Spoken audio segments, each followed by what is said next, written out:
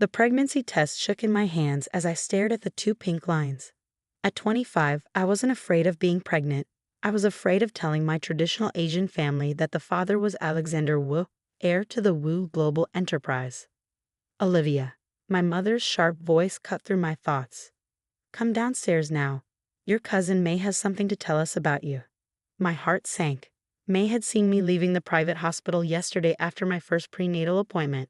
Alexander had insisted I use his family's private medical facility, but I should have known May, who worked as a receptionist there, would spot me. I descended the stairs of our modest suburban home to find my entire family gathered in the living room.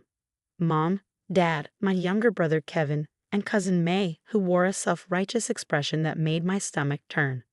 Tell them what you saw, May, my mother demanded, her arms crossed. May's eyes gleamed. I saw Olivia at Wu Memorial Hospital yesterday. She was in the maternity ward. She paused dramatically. She's pregnant. The room erupted in chaos. My mother started wailing, my father's face turned purple, and Kevin just stared at me in shock. Is this true? My father demanded. I lifted my chin. Yes, I'm pregnant. And before you ask, I know exactly who the father is. Oh, we know who you'll claim it is, May interjected with a sneer. The same man you've been lying about dating for the past year. Alexander Wu. Please, as if the heir to Wu Global would look twice at someone like you. I'm not lying, I said firmly, even as tears threatened to fall. Alexander and I met at the charity gala where I was coordinating the event. We've been together for a year. Enough. My father slammed his hand on the coffee table. No more lies. First, you waste your business degree working as an event planner instead of joining the family restaurant. Now you make up stories about dating one of the richest men in Asia. Dad, please, I reached for my phone. Let me call Alexander. He'll explain everything. May laughed. What, you'll call some random number and have one of your friends pretend to be him? My mother, who had been quietly crying, suddenly stood up. I saw you having lunch with that delivery boy from the restaurant last week. He's probably the real father, isn't he? You're just trying to cover your shame with these ridiculous stories. My heart clenched. She'd seen me with Tommy, Alexander's personal assistant, who had been delivering documents about the new charitable foundation Alexander and I were setting up together. Mom, that wasn't. Enough, my father roared. Either tell us the truth about the father or get out. I straightened my spine, one hand protectively covering my still flat stomach. I am telling the truth. Alexander Wu is my baby's father. We've been keeping our relationship private because of his family's high profile and some sensitive business deals. G-out-t, my father's voice thundered. I won't have a liar under my roof. No daughter of mine would make up such dishonorable stories. My mother grabbed my arm, pulling me toward the door. Pack your things. Until you're ready to tell us the truth, you're not welcome here. An hour later, I sat in my car outside our house, tears streaming down my face as I watched Kevin place my hastily packed suitcase in the trunk. He was the only one who'd come out to say goodbye. I believe you live, he whispered, hugging me. May's always been jealous of you, and Mom and Dad, they're just stuck in their old world thinking. I squeezed him tight. Thank you, Kev. But please don't get yourself in trouble defending me. As I drove away, I pulled out my second phone, the secure one Alexander had given me for emergencies. He answered on the first ring. Olivia, aren't you having dinner with your family tonight? Alex, my voice cracked. They know about the baby. May saw me at the hospital, and they didn't believe me when I told them you're the father. They threw me out. The line went silent for a moment. When Alexander spoke again, his voice was cold with fury. Where are you now? Driving to Sarah's place. She said I could stay with her. No, he said firmly. Come to the penthouse. You're carrying my child. You belong with me. But what about keeping things quiet until after the merger? Forget the merger. Alexander's voice softened. You and our baby are more important. I'm calling my lawyers right now. In 2 weeks, everyone will know exactly who you are and what your family has done. I pulled over, finally letting myself break down completely. I thought they'd believe me. I thought they'd be happy. They'll regret this, Alexander promised. But first, come home to me. Let me take care of you both. As I drove toward the city, toward Alexander's penthouse that had become my second home over the past year, I thought about my family's faces as they threw me out. They thought I was lying to cover up some shameful secret, but they had no idea what was coming. In 2 weeks, they would learn the truth, not just about Alexander and the baby, but about everything. The charitable foundation we've been building together, the educational programs we developed for underprivileged children, the reason I'd chosen event planning over the family restaurant. They'd learned that while they were believing May's spiteful gossip, I was helping create something meaningful with a man who saw my true worth. 2 weeks, I whispered to my baby. In 2 weeks, everyone will know the truth about us. The next 2 weeks in Alexander's penthouse felt like living in a different world from my family's judgment.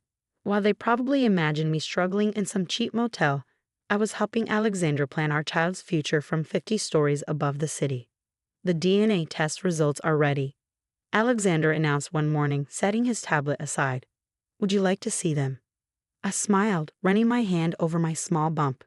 We both knew he was the father, but his lawyers had insisted on official documentation for what was coming next. Your mother called the company again, he added softly.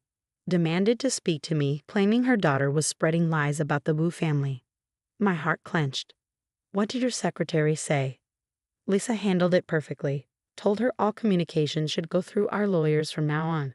He joined me by the window, wrapping his arms around me. Are you ready for tomorrow's announcement?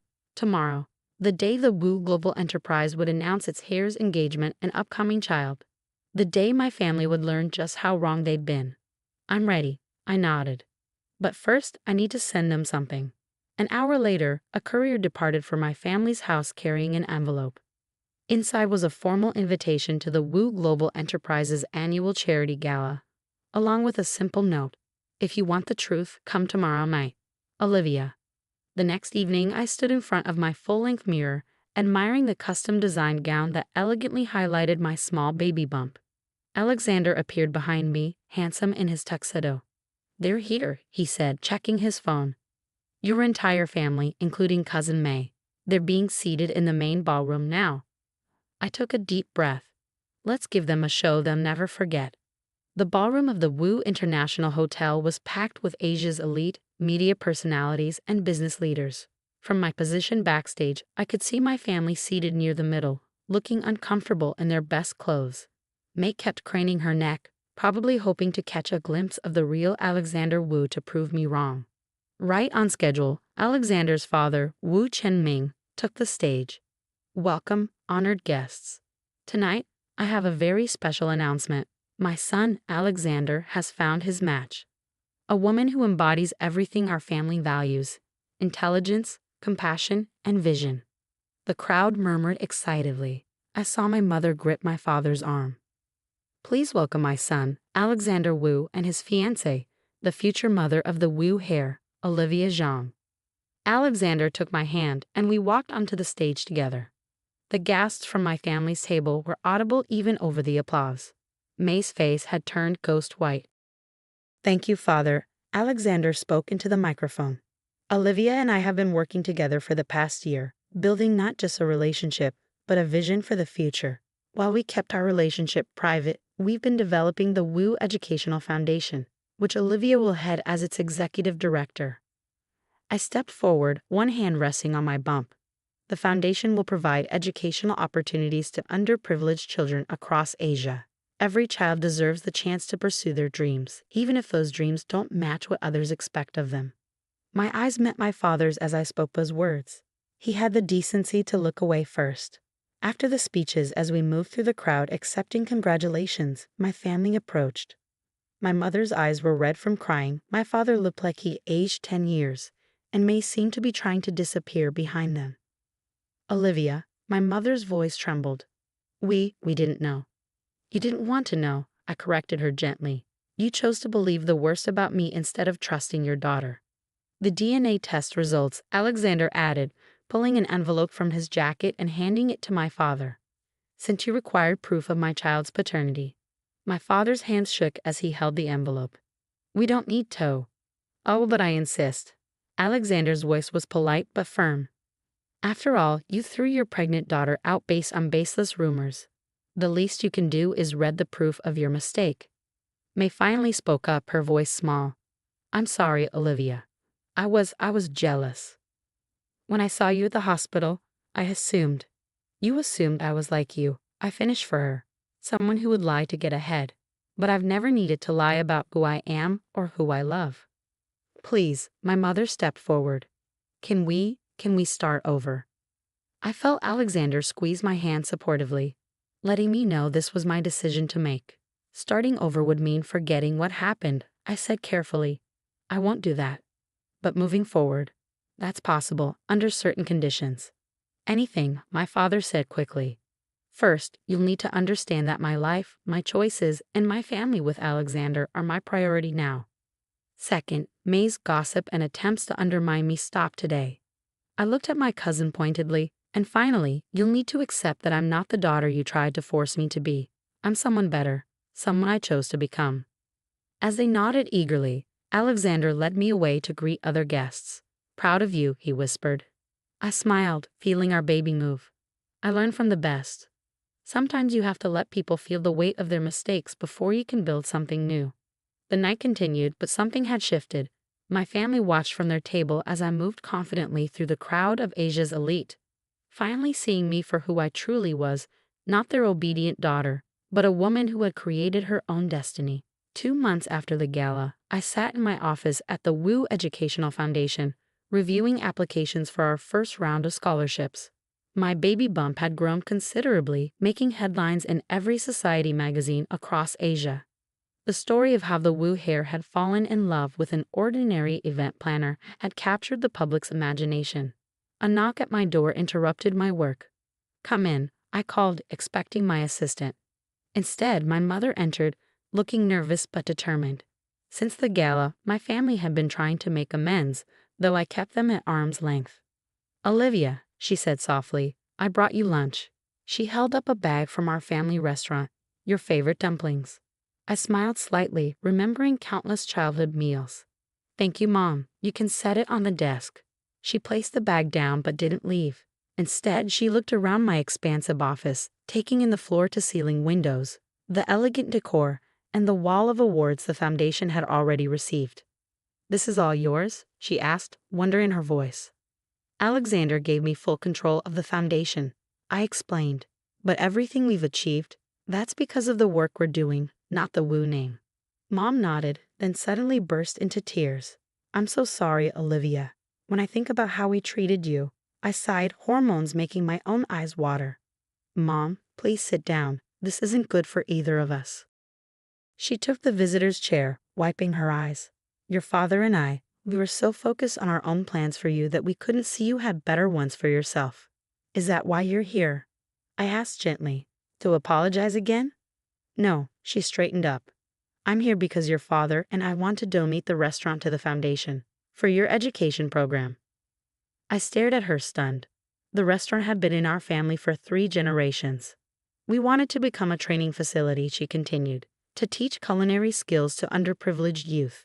Your father, he realizes now that forcing children into family businesses isn't right. Everyone should choose their own path. Tears fell freely down my cheeks now. This wasn't just an apology, it was acceptance. Just then, Alexander appeared in the doorway.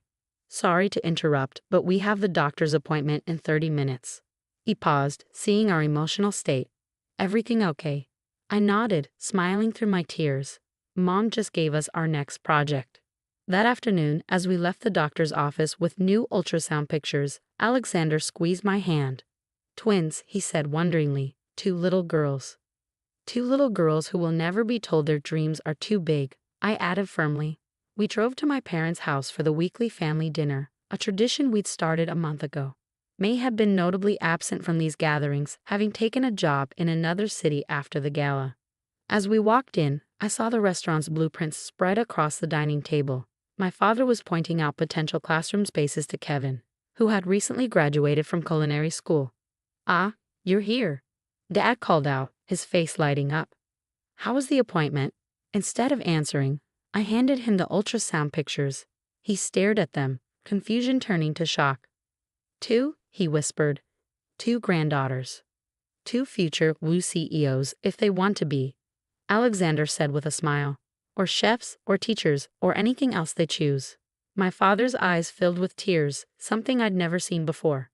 I was wrong, he said quietly. So wrong about everything.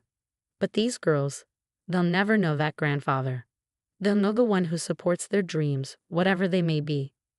Later that evening, as we all sat around the dinner table, I watched my family interact with Alexander, discussing plans for the restaurant's transformation, debating baby names, and arguing good-naturedly about which twin would be born first.